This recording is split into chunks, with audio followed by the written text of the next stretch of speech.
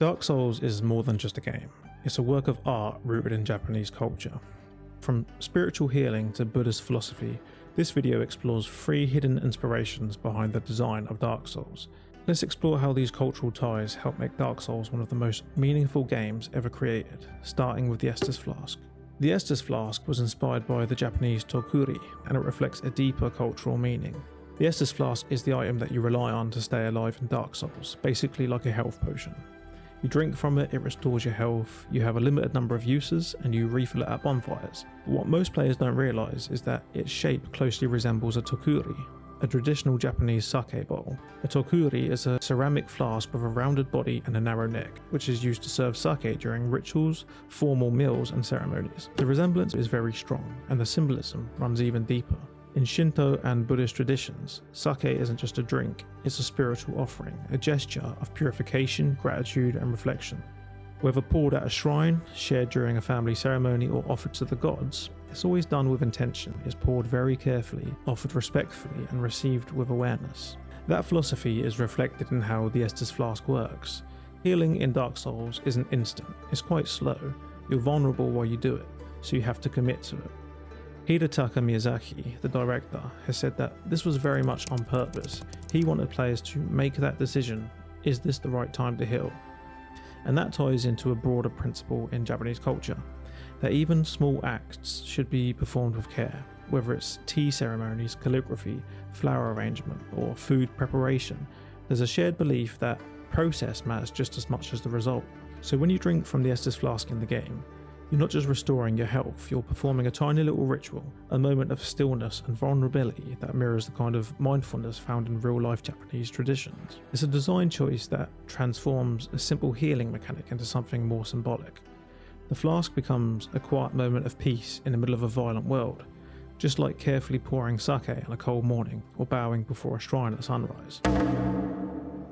Bonfires in Dark Souls were designed to mimic Buddhist temples. If you've played Dark Souls, you know that the bonfire is everything. It's your save point, your healing spot, your fast travel, where you'd level up. But what most players don't realise is that the bonfire isn't just a convenient mechanic, it's inspired by a deeply spiritual idea.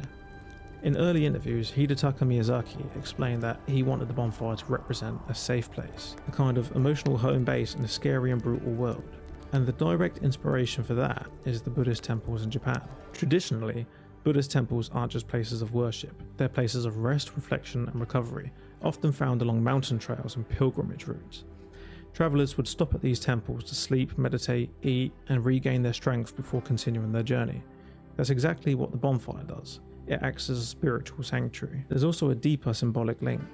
In Shingon Buddhism, fire rituals called goma are performed to burn away negative energy and purify the spirit. And the fire isn't just for warmth, it's symbolic of renewal and rebirth. Think about that in the context of Dark Souls. You die and you return to the flame, again and again and again.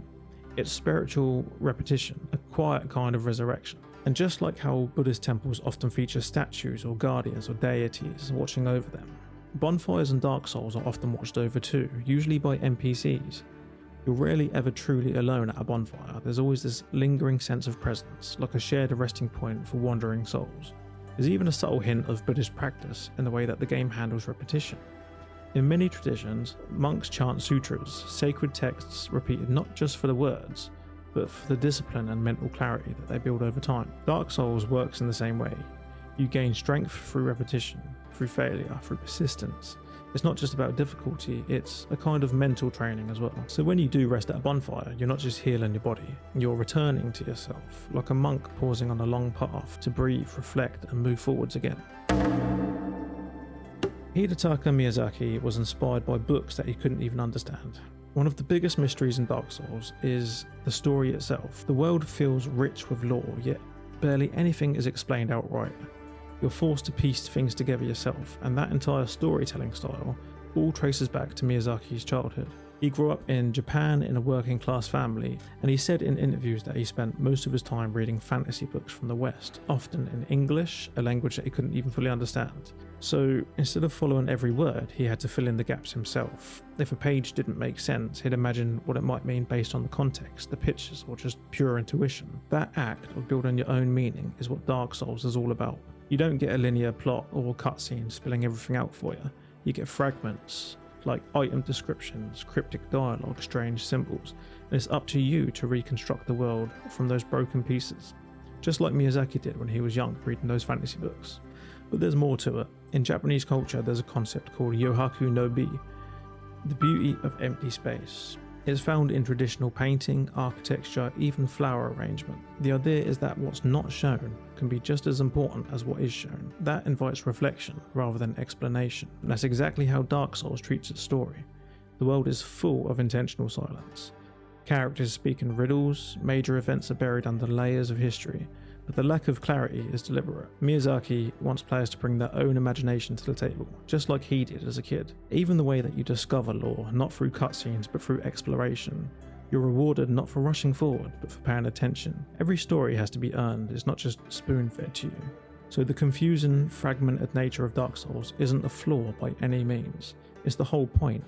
It mirrors the experience of a child flipping through an old fantasy book, not understanding the words, but somehow finding magic in the mystery. So all in all, Dark Souls is so much more than just a tough game. It's a reflection of its creator's culture, values like patience, ritual, and perseverance, expressed through game mechanics and symbolism. And maybe that's why it resonates so deeply, even with players half a world away. Now, as you may or may not know, I'm not exactly great at goodbyes, so...